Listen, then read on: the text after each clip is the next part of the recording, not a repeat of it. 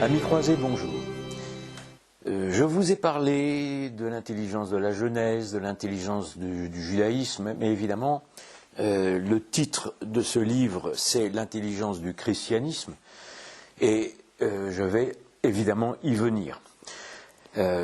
Pour dire d'abord qu'elle est supérieure pour la raison très simple que le Christ est Dieu incarné, donc ce ne sont plus des prophètes qui rapporte la parole de Dieu, c'est Dieu lui-même qui parle.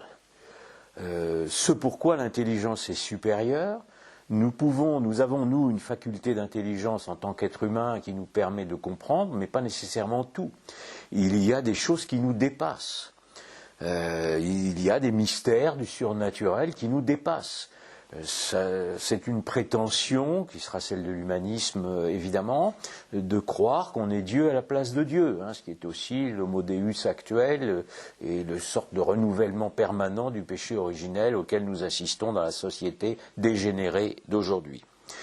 Le phénomène le plus important, c'est l'incarnation. Bon, aujourd'hui, je ne vais pas, je le fais dans le livre, j'explique ce qu'est l'incarnation, aussi qu'elle est indispensable au concept de la Trinité, car pour qu'il y ait un Dieu trinitaire, il faut le Père, il faut le Saint-Esprit, ça on les connaît déjà, et il faut évidemment le Fils, parce que sinon il n'y a pas de Trinité, et il faut évidemment qu'il soit consubstantiel.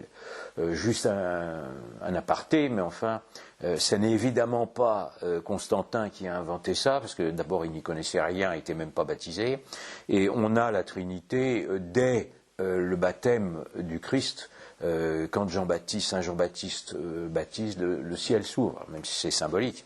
Mais Dieu apparaît, la colombe est là, et Dieu dit, celui-ci est mon fils, donc la Trinité, elle est là. Vous savez qu'ensuite, les théologiens et tous les conciles de l'Église vont approfondir les concepts, mais tout est évidemment dans les évangiles. Donc j'explique là-dedans.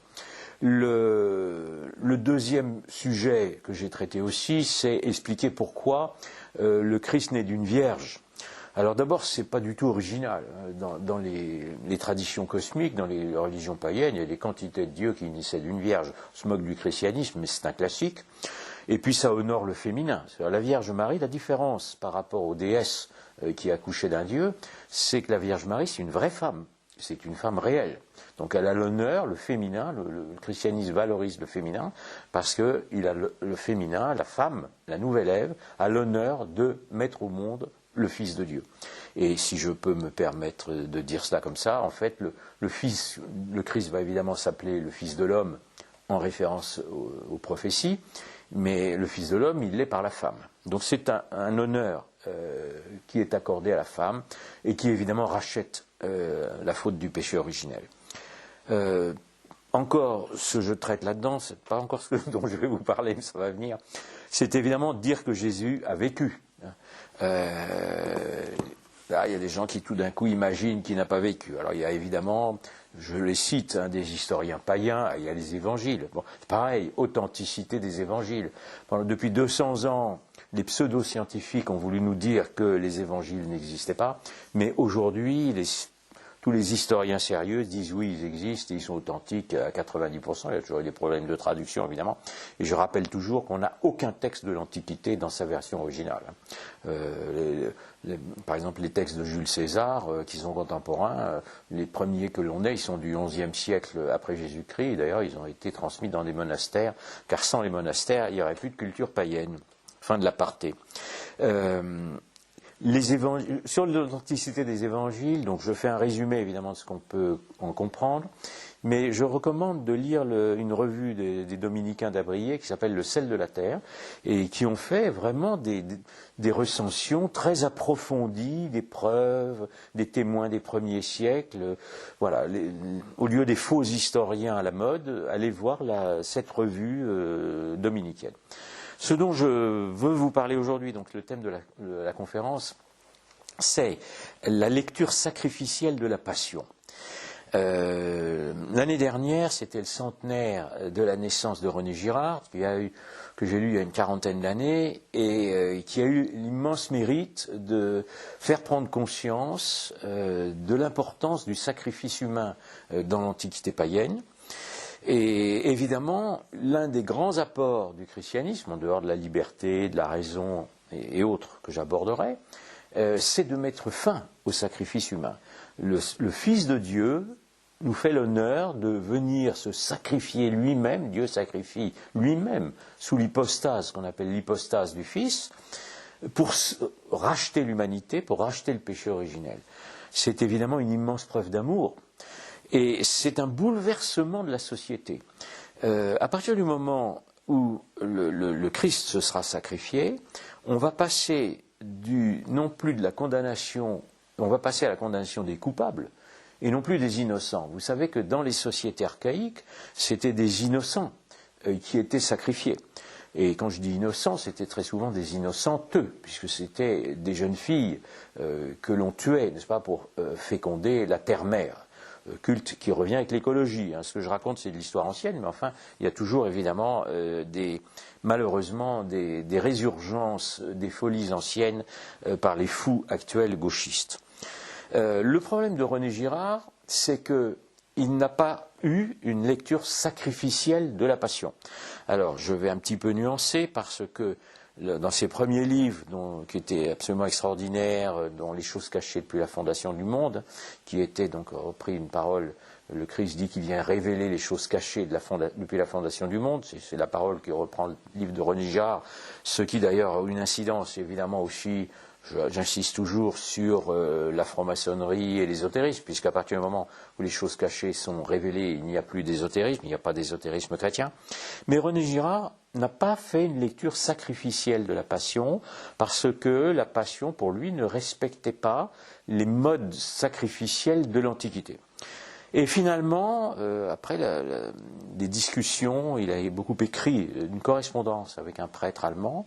Il est revenu, dans la fin de sa vie, dans un livre que je vous recommande de lire, qui s'appelle, aussi tiré d'une parole de l'Évangile, qui s'appelle « Je vois Satan tomber comme l'éclair ».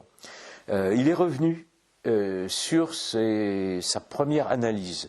Vous savez que Girard était un anthropologue, donc il s'est converti par l'anthropologie. Ce qui a très d'importance, et évidemment, dans notre société d'aujourd'hui pseudo-scientifique et très antichrétienne, c'est d'amener les nouvelles générations à la conversion par l'intelligence, c'est par la philosophie, le but de l'intelligence, le christianisme, le christianisme est la plus intelligente de toutes les traditions, mais aussi par la science.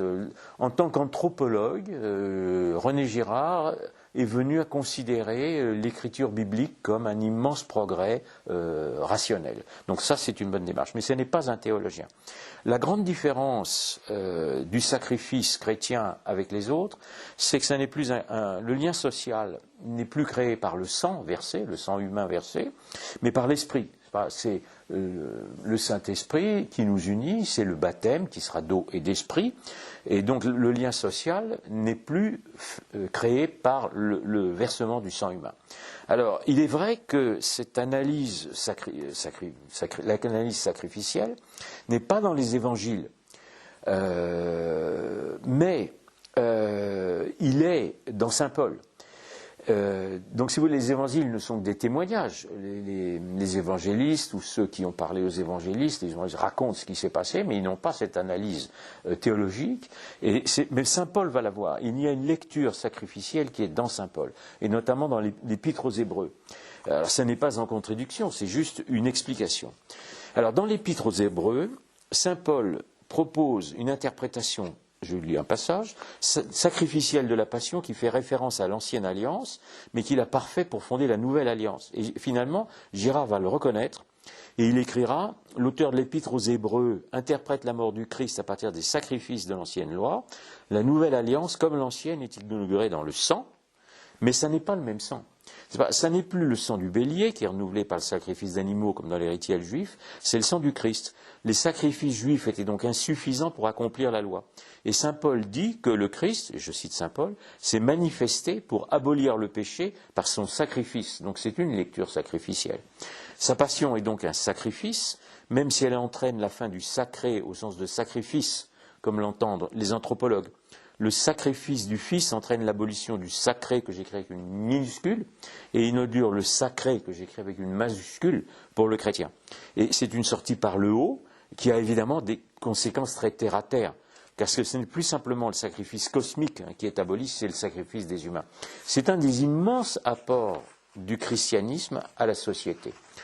Cette lecture sacrificielle, elle peut aussi s'appuyer sur un autre évangile, qui est ce que rapporte saint Jean.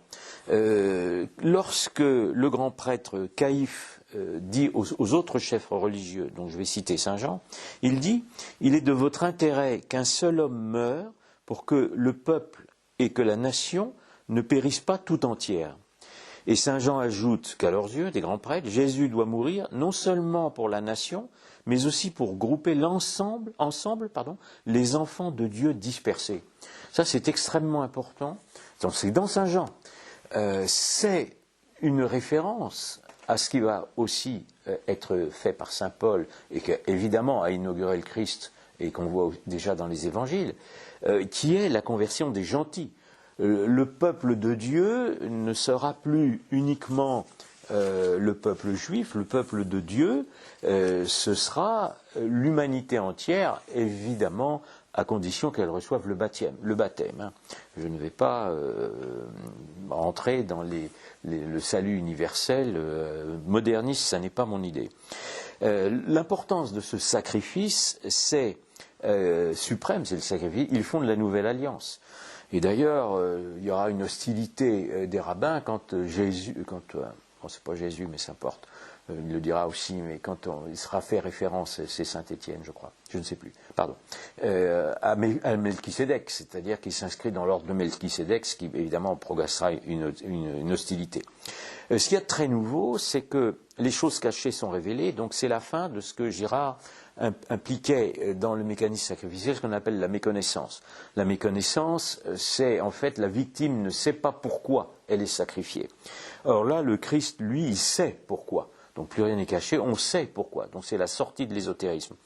Et le deuxième chose importante, c'est que le Christ dit que son royaume, n'est-ce pas, n'est pas de ce monde, et que le royaume des cieux implique le royaume de Dieu, n'est-ce pas? Ça n'est plus de sacrifier son prochain, mais c'est de l'aimer. Et ça interrompt le mécanisme de ce que René Girard a appelé le désir mimétique. Nous avons un nouveau modèle mimétique, qui est une nouvelle mimésis, qui n'est plus, comment on peut dire, qui n'implique plus la violence sacrificielle, et cette nouvelle imitation, c'est celle du Christ. Donc, avec le sacrifice du Christ, le sang coule, puisque c'est le dernier sang qui va couler, mais c'est le sang de Dieu, et il coule pour abolir tous les sacrifices. Un symbole l'illustre très bien, alors on rentre encore, c'est là aussi dans la lecture sacrificielle, c'est que dans les sacrifices antiques, c'était un innocent qui était sacrifié, et le Christ est l'innocent. Parce qu'il n'est évidemment pour rien dans le péché originel qu'il vient racheter, et c'est l'image de l'agneau. L'agneau, on reste dans le domaine pastoral, dans l'imagerie pastorale, mais c'est l'agneau. Et évidemment, ce sacrifice suprême, l'importance du sacrement de l'Eucharistie, l'importance de la messe, l'importance de tous les sacrements qui seront attaqués par Luther, qui aboutiront aussi au modernisme dans l'Église. On est toujours dans l'actualité. Le sacrifice de l'innocent réconcilie les juifs et les païens à l'époque, mais ils ne savent pas ce qu'ils font, et il est provisoire, parce que évidemment il concerne toute l'humanité, donc il va concerner les gentils.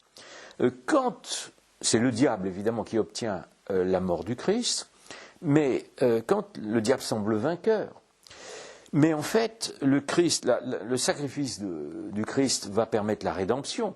Donc le diable va perdre son pouvoir sur l'humanité. Et là, il y a une parole extraordinaire dans l'Évangile, c'est que le Christ, à un moment, dit « Satan doit expulser Satan ». Alors évidemment, pourquoi? Qu'est-ce que ça veut dire? Ça prouve une connaissance profonde, évidemment, dans les Évangiles, de tous les mécanismes sacrificiels antérieurs. C'est que Satan va singer Dieu, puisqu'il est le singe de Dieu. Donc il va être obligé de s'expulser lui-même, de se diviser, et à partir de ce moment-là, il va s'écrouler.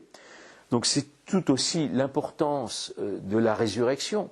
C'est qu'à partir du moment où le Christ est Dieu, il va ressusciter, Et il y a des témoins là aussi, hein. Et d'ailleurs des femmes, hein, ce sont les femmes qui voient, donc Marie-Madeleine, qui voient les premières, le Christ ressuscité, puis Saint Jean et Saint Pierre, hein, qui arrivent ensemble. C'est que Saint Jean est plus jeune, il court plus vite, mais il attend Saint Pierre, hein, parce que c'est Saint Pierre le chef des apôtres. Pourquoi il n'y a évidemment qu'une seule église. Et il y aura aussi évidemment des témoins à la Pentecôte, hein. À la Pentecôte, il y a 12 apôtres et ils vont finir par convertir tout l'Empire. Et cette conversion va provoquer ce que l'on appelle la haine, parce qu'il n'y a pas d'autre mot, de ce que l'on va appeler la synagogue de Satan, un terme qui est employé dans Saint Jean, et qui va représenter une alliance judéo-païenne qui va chercher à détruire la nouvelle religion, et qui va surtout chercher à rétablir le pouvoir du diable. Parce que si le diable avait su qu'il y avait la résurrection et que le Christ rachèterait les péchés du monde, et il ne l'aurait pas sacrifié. Donc si vous voulez, il y a une méconnaissance évidemment par le diable de la sagesse. Il singe Dieu, mais il n'est pas Dieu. Donc en fait, on croit qu'il a gagné, mais il a perdu. Il va falloir donc aux ennemis du Christ redamner l'humanité. Ça va être tout l'illuminisme, tout l'ésotérisme, la Kabbale, qui va aboutir à la révolution antichrétienne et qui va aboutir au retour du sacrifice humain. Sacrifice du roi, sacrifice du peuple, guerre mondiale, ce que René Girard a eu l'immense mérite d'appeler la crise sacrificielle du monde moderne. Donc je vous invite à lire René Girard, même si ça n'est pas de la théologie, parce que ça fait partie d'un processus de conversion. Il faut s'adresser à ce qui reste d'intelligence de nos contemporains pour leur expliquer l'importance de l'Eucharistie, l'importance du sacrifice du Christ. C'est d'actualité parce que la révolution et malheureusement la démocratie, qui est fondée sur un contrat social, n'est plus fondée sur le sacrifice du Christ. On est passé d'un politique qui était institué par le haut à un politique qui est institué par le bas. Et il est absolument, ce politique, quel qu'il soit, est incapable de faire le lien social, ce pourquoi la société moderne recrée le sacrifice. Il le recrée dans une méconnaissance, c'est-à-dire que notamment la philosophie et l'athéisme étant incapables de régenter ce qu'ils refusent de connaître, recrée les conditions de ce que René Girard a appelé la crise sacrificielle. Dans cette crise, il y a évidemment, et dans la démocratie, le retournement de la foule. Quand on est à l'époque du Christ, le Christ rentre en triomphe, chevauche un âne, d'ailleurs, un symbole. Il rentre dans Jérusalem en triomphe, et puis la foule va être retournée par le diable, et le Christ le sait, et au mont des Oliviers, il va expliquer à ses apôtres qu'on va le mettre à mort, et les apôtres ne comprennent pas. Il y a d'ailleurs une des preuves aussi de l'authenticité des évangiles, c'est qu'il y a le reniement de Saint-Pierre. C'est-à-dire que si les évangiles avaient été des historiettes ou des légendes, Saint-Pierre n'aurait pas avoué qu'il avait renié, n'est-ce pas, le Christ. Donc ça prouve bien que ce qui s'est passé, ce sont des faits qui sont réels. Les Lumières vont présenter le christianisme, le catholicisme particulièrement, pour être plus précis, comme un bouc émissaire. Ça va être un bouc émissaire qui va permettre la révolution, qui va mettre fin à la tradition de l'Occident chrétien qui était le catholicisme, ce qui est reconnu même par des grands initiés non chrétiens. Et aujourd'hui, de nos jours, les médias du mondialisme, qui sont évidemment diaboliques, dirigés par des francs-maçons et autres adeptes du diable, veulent provoquer l'éradiction de l'Occident, qui est coupable d'être devenu chrétien. Donc je m'adresse aussi aux païens occidentaux en leur disant nous sommes sur le même bateau, nous sommes dans la même civilisation, l'Occident a survécu et a été sauvé parce qu'il est devenu chrétien, et que de nos jours, malheureusement, c'est le titre de ce tome 2, n'est-ce pas, de l'intelligence du christianisme, de la révélation à l'apostasie, c'est que la France a apostasié lors de la Révolution, d'où les invasions allemandes, maintenant musulmanes, et que ça n'est pas une injustice. L'apostasie se généralise, donc il est juste que la sanction, comment on peut dire, la sanction soit nous guette. Aujourd'hui, nous sommes menacés d'être sacrifiés. Notre civilisation peut se terminer dans le sang. La révolution des Illuminés a commencé dans le sang. L'ère moderne n'est pas terminée, elle peut se terminer dans le sang. La seule façon de l'éviter, c'est de revenir à la vérité religieuse, c'est-à-dire à la vérité du christianisme, à la révélation, qui révèle tout ce que l'on ne savait pas avant. Donc le Christ, évidemment, nous donne la vérité de la théologie, donc il a l'apport théologique, mais aussi de la philosophie, ce que j'explique évidemment dans ce livre, et j'en ferai l'objet d'autres conférences. Donc n'oublions pas, nous sommes là pour lutter pour que la vérité religieuse, la vérité du Christ triomphe. C'est pourquoi je terminerai de la même façon, nous sommes des croisés. Je vous remercie.